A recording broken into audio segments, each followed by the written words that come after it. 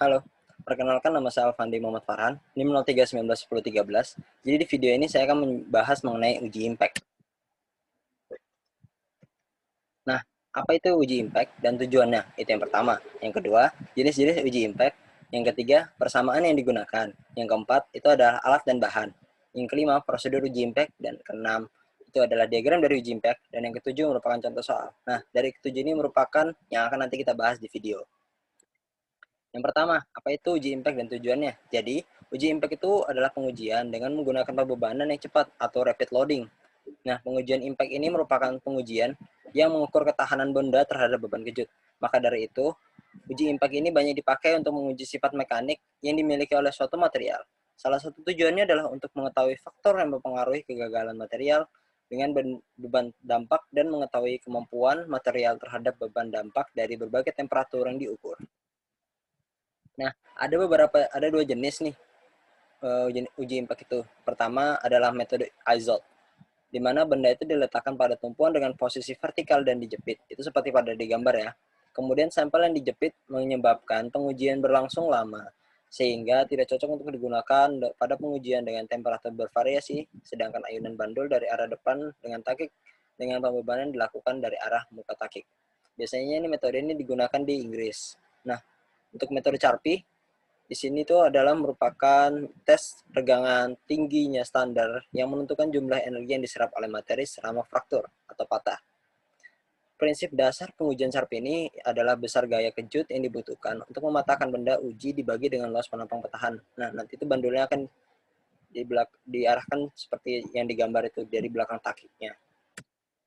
Nah, ada beberapa persamaan yang akan digunakan. Yang pertama itu adalah energi yang diserap pada benda uji sampai patah, atau yang disimbolkan sebagai E0 sama dengan W kali H0. Kemudian adalah sisa energi setelah mematahkan benda uji, yaitu adalah E1 sama dengan W dikali H1. Kemudian ada besarnya energi yang diperlukan untuk memukul patah benda uji, yaitu delta E sama dengan W kali H1 dikurang H0.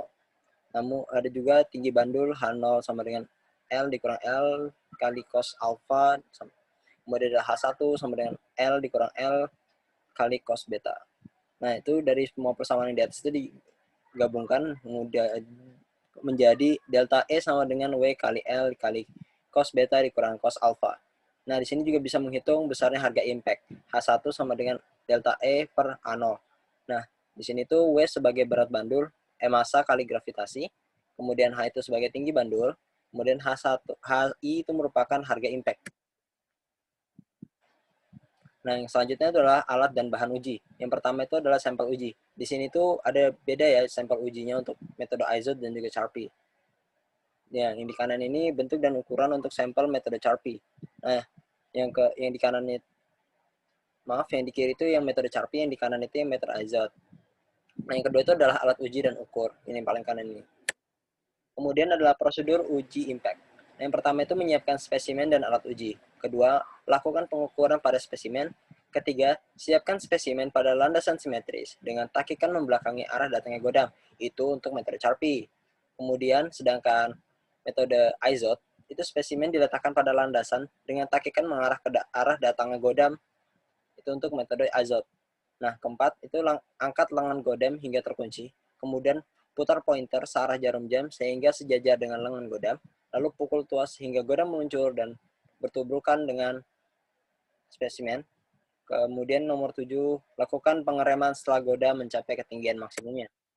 Nah, yang keenam ini adalah diagram dari uji impact yang kanan ya. Ini adalah diagram antara impact energi dan juga temperatur. Kemudian yang di kanan ini adalah patahan dari uji impact. Nah, patahan dari uji impact itu ada 3 jenis. Yang pertama patahan berserat, fibrous fracture.